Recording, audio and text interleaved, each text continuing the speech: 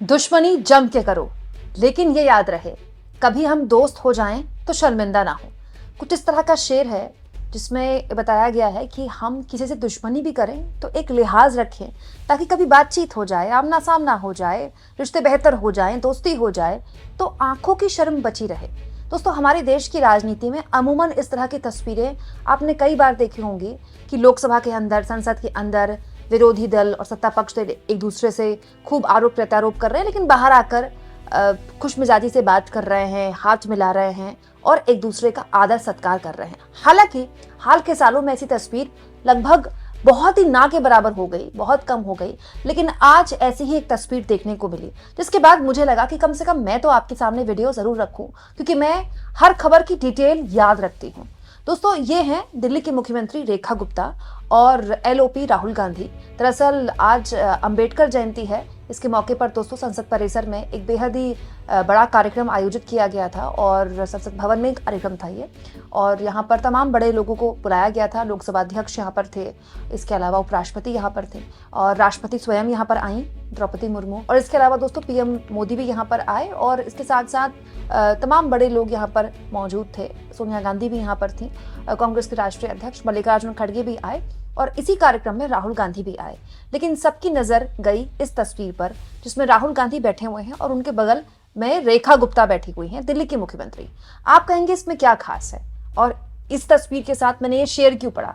दरअसल दोस्तों, रेखा गुप्ता और राहुल गांधी की तस्वीर को देखकर मुझे कुछ याद आ गया। दोस्तों, कुछ दिन पहले जब बीजेपी ने ये तय किया कि वो दिल्ली में एक महिला मुख्यमंत्री ही देगी और रेखा गुप्ता के नाम का ऐलान हुआ, सोशल मीडिया में बाढ़ आ गई रेखा गुप्ता के पुराने ट्वीट्स की। हालांकि बाद में तमाम ट्वीट्स हटा दिए गए उनके द्वारा, लेकिन इन ट्वीट्स में रेखा गुप्ता तमाम तरह की बातें कर रही थी जब वो मुख्यमंत्री नहीं थी, अरविंद केजरीवाल के लिए भी और राहुल गांधी के लिए भी।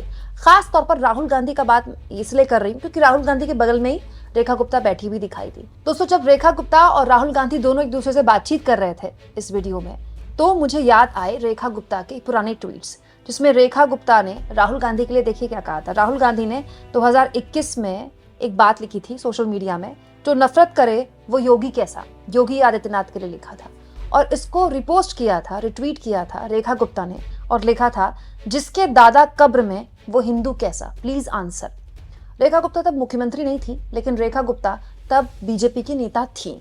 और बीजेपी के नेताओं में दोस्तों आप जानते हैं कि एक खास तरह का चलन अब निकल आया है कि नेहरू गांधी परिवार को जितना आप निशाने पर लेंगे, आप जितना उन पर अटैक करेंगे, आपका कद उतना बढ़ेगा। हो सकता है रेखा गुप्ता ने उसी को आगे बढ़ाते हुए ऐसी बात बोली हो, लेकिन रेखा गुप्ता का ये ट्वीट आप देखिए कितना खराब लग रहा है देखने में। अब हमें और ज्यादा इसलिए खराब लग रहा है क्योंकि रेखा गुप्ता मुख्यमंत्री बन गई। दोस्तों, इसके अलावा रेखा गुप्ता ने राहुल की बहन प्रियंका गांधी को लेकर भी एक बात बोली थी। जब प्रियंका गांधी ने 2019 में ऑफिशियली राजनीति में एंट्री ली थी और उनको महासचिव बनाया गया था कांग्रेस पार्टी द्वारा, तब रेखा गुप्ता ने कहा था, Ravan send his sister Shurpanakha to defeat Ram, मतलब रावण ने अपनी बहन शूर्पणखा को राम को हराने भेजा। Kans send his sister Putana to kill Krishna, Kans ने अपनी बहन पूतना को भेजा कृष्णा को हराने के लिए।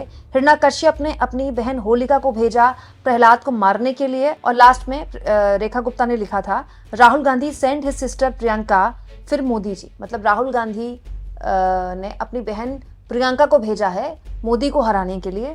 Take it granted history repeats, मतलब इतिहास एक बार फिर दोहराया जा रहा है।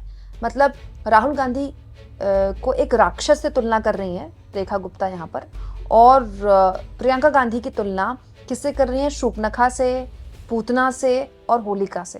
कितना खराब लग रहा है सुनने में, मुझे भी बोलने में खराब लग रहा है। और मैं पूरी तरह से श्योर हूँ दोस्तों कि रेखा गुप्ता को भी अपनी ये पोस्ट देखकर बुरा लग रहा होगा।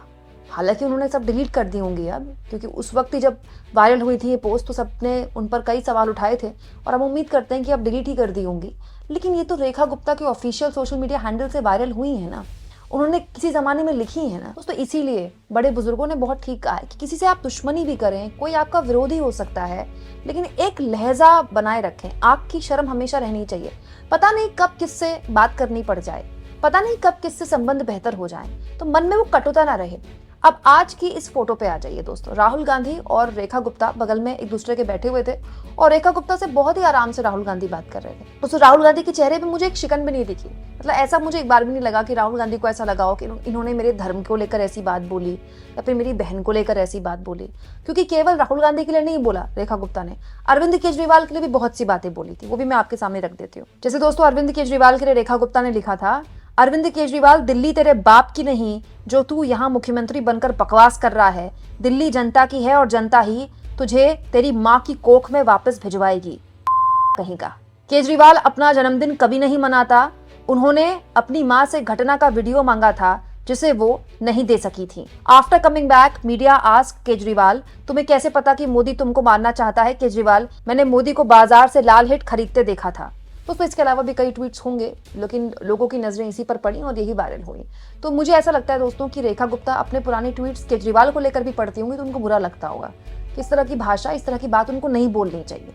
अरविंद केजरीवाल उस समय दिल्ली के पूर्व मुख्यमंत्री थे, मुख्यमंत्री की कुर्सी पर बैठे हुए थे। उनके लिए भी इस तरह की भाषा शोभा नहीं देती। कोई आपका विरोधी हो सकता है, कोई आपका दुश्मन थोड़ी ही है। और दोस्तों राजनीति में तो वाकई में ये बात बिल्कुल सही है कि आपको नहीं पता कल को आप किसके बगल में बैठ जाएं, किससे आपको बात करनी पड़ जाए, किसके आगे आपको हाथ जोड़ने पड़ जाएं। आपने देखा है ना बड़े बड़े नेताओं को पलटी मारते हुए। ये बिल्कुल वैसा ही है दोस्तों कि बिहार के मुख्यमंत्री रहते हुए नीतीश कुमार ने कहा था कि मर जाएंगे लेकिन बीजेपी का हाथ नहीं थामेंगे, बीजेपी के साथ सरकार नहीं बनाएंगे, मिट्टी में मिल जाएंगे लेकिन बीजेपी के साथ सरकार नहीं बनाएंगे। क्या हुआ?